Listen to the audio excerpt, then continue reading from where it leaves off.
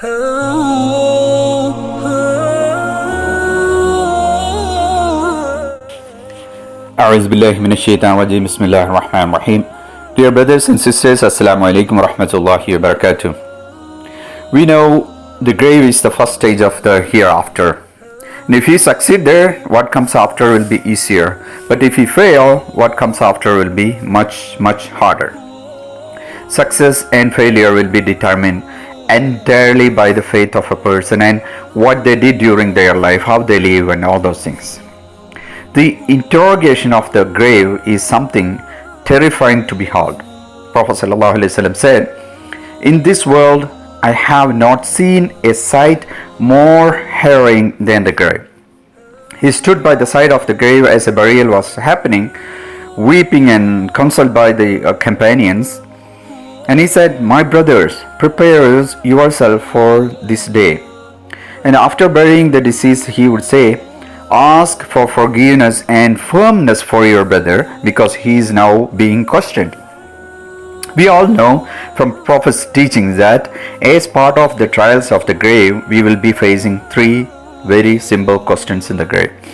The two angels, Munkar and Nakir, who are charged with the questioning, come to us and ask questions, right? What are those questions? Man Rabbuka, who is your Lord? Ma Dinuka, what is your religion? Man Nabiyuka, who is your prophet? What do you know about him? Brothers and sisters, these questions are very simple, right?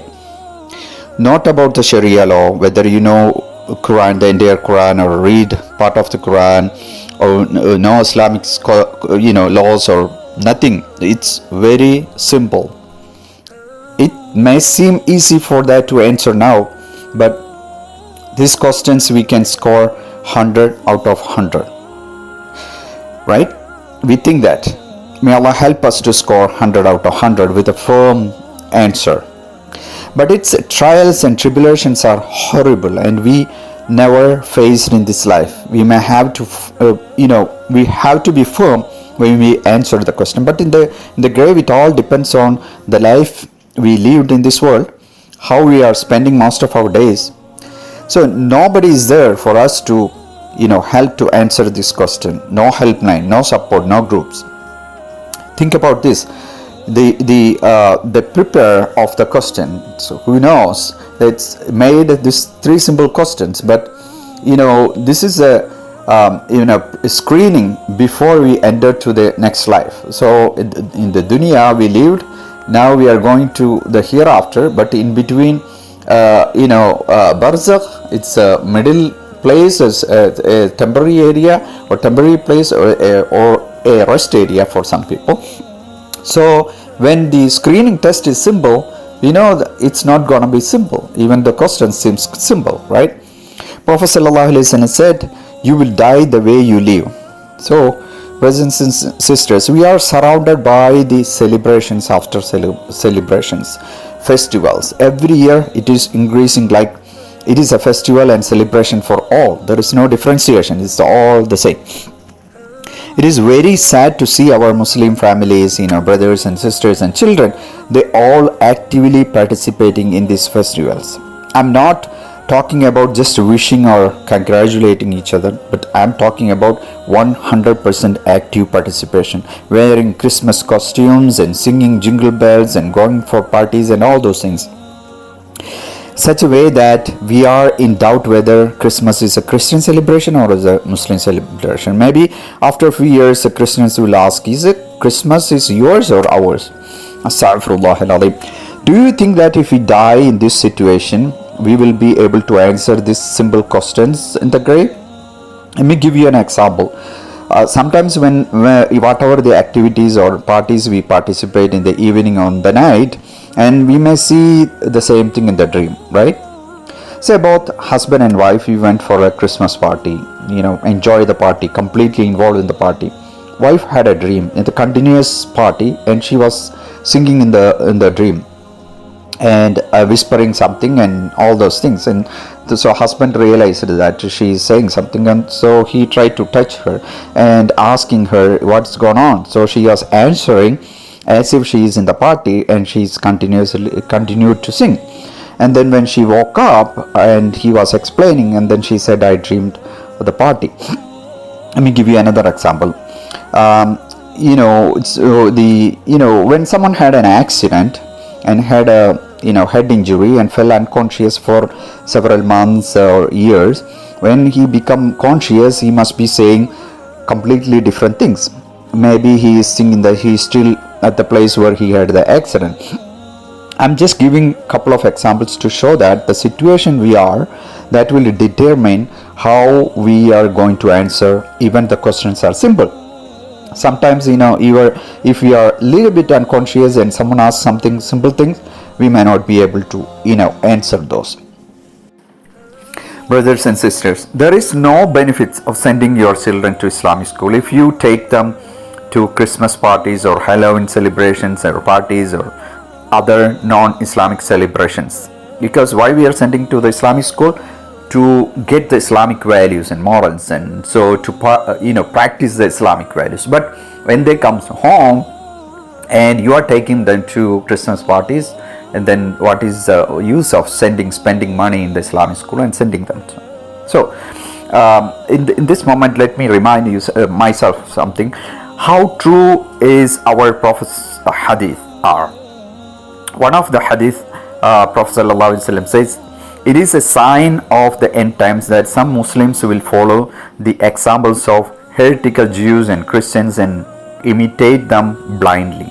Prophet ﷺ said, surely you will follow the ways of those nations who were before you, span by span and cubit by cubit, inch by inch, so much so that even if they entered a hole of a lizard, you too would follow them. How true it is. How true it is. We are following 100%. It's just following. Whom we are trying to satisfy? Are we doing all this to satisfy or show you as a social person to your neighbors or friends? You don't want to satisfy your Creator? You don't care how happy your Lord going to be?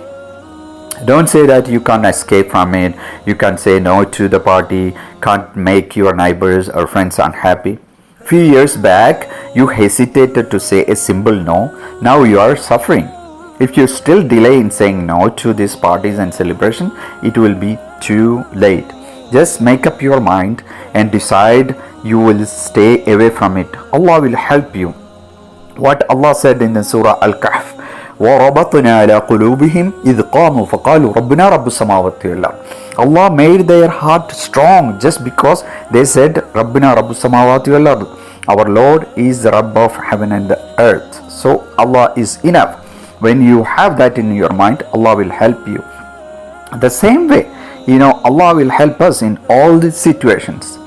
Allah gives us several chances every day. We are living at the edge of the death. Even if Allah save us from the deathbed, we don't change our attitude. Allah said that when He said, حَتَّى إِذَا جَاءَ أَحَدَهُمُ الْمَوْتُ فَقَالَ رَبِّ ارْجِعُونَ. So when the death comes, until when the death comes to one of them, he says that, my Lord, send me back. حَتَّى إِذَا جَاءَ أحدهم الموت فقال رب ارجعون. So send me back. And then what Allah said, لعلي أعمل صالحا فيما تركت. When you send me, I will be more righteous in that which I left behind. Then Allah said, كلا, no, إنها كلمة هو قائلها, and it is only a word he is just saying. وَمِنْ وَرَائِهِمْ بَرْزَخٌ إِلَىٰ يَوْمِ يُبْعَثُونَ, and behind them is a barrier until the day they are resurrected. So it's just saying. Allah know that, So we know we don't need a corona to die, but with the corona we realize that the chances of death is so high. Whenever we have a cold or fever or cough, right now we are so scared and we say, oh Allah, this is corona, I'm dead, Allah save me from that. So as if that the death is pulling us, and we say no, just like the ayah said. So, and then Allah save us from this. It's actually kind of mimicking, the death. So we are about to, and then we are saying, and then we realize it is not a corona. Then we forget what happened just a second back. We are back to normal again. Don't take things lightly, brothers. It is a serious matter. You have to believe that there is someone always following us. Your children, your friends, and your surrounded by someone, and someone may be watching, someone may be following. So we are completely misleading them. Maybe we are just accepting a simple invitation, but it is more than that. We have no idea how our children is going to live after we leave. Even in front of us, we are seeing them deviating from the actual path, and they will be completely deviated from the deen of Allah. So we have to be very very careful, and we have to be very careful when we do something. So may Allah help us to live as a Muslim, die as a Muslim. May Allah keep our heart firm. And Allahumma ya muqallib al-qulub thabbit qulubana ala dinik. Jazakumullah khairan. Assalamu alaikum wa rahmatullahi wa barakatuh.